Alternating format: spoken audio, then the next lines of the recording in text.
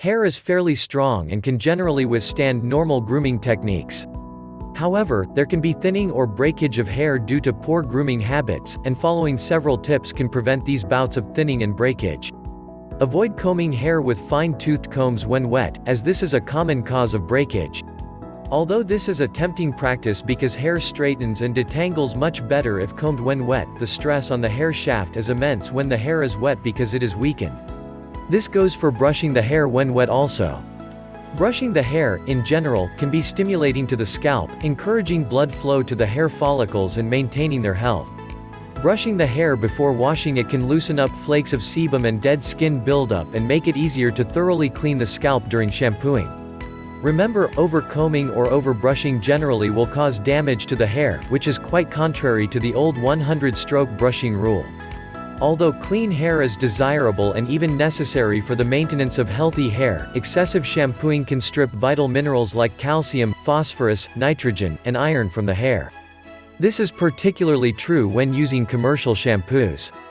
Most commercial shampoos contain formaldehyde as a preservative. To disguise the presence of formaldehyde, it is listed in the ingredients as QUANTERNIUM15. This substance can be carcinogenic, cancer-causing, and poisonous to the entire system. Unfortunately for those who suffer from dandruff, anti-dandruff shampoos are some of the most dangerous shampoos on the market. Selenium sulfide is the main ingredient in most dandruff shampoos, a substance that has shown to cause degeneration of the liver.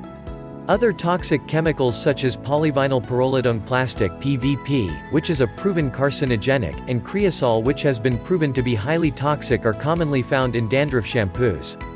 This is why it is very important to correct this condition as quickly as possible through natural means.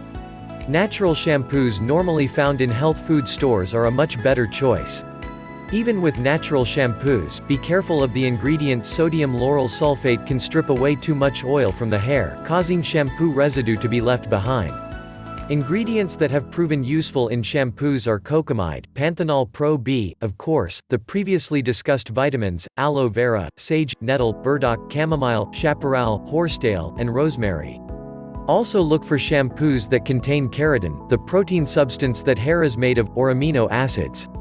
This will help seal breakages in the cuticle. Choose a shampoo with a proper pH balance, a level of 5.5 is ideal. The pH scale runs from 0 to 6.9 for acids and 7.1 to 14 for alkaline, with 7 being neutral.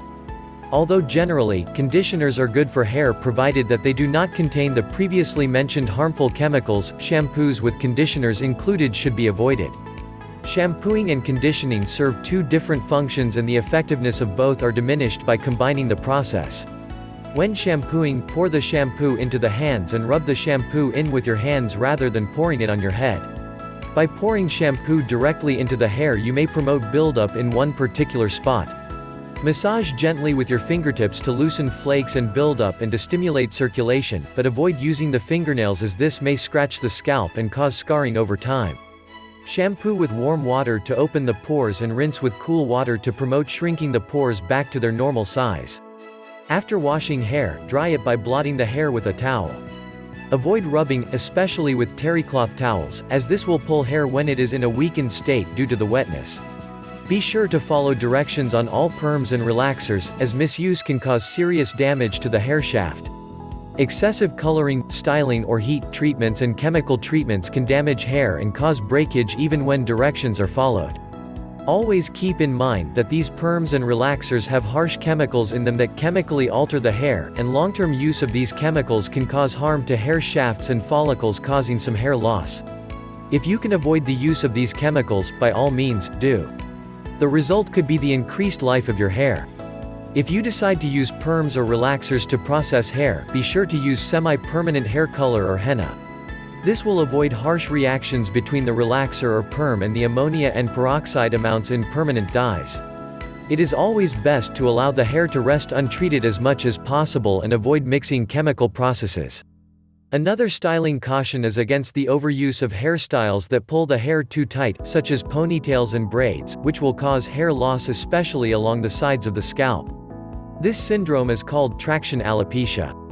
Keep in mind when styling hair that hair is living and growing, and is susceptible to the stress of constant pulling. Continuous abuse causes scarring, which will lead to permanent hair loss in the areas affected. Along with leaving the hair chemically untreated for a time, leaving it in a loose style without over-manipulation for as long as possible will ensure optimum results.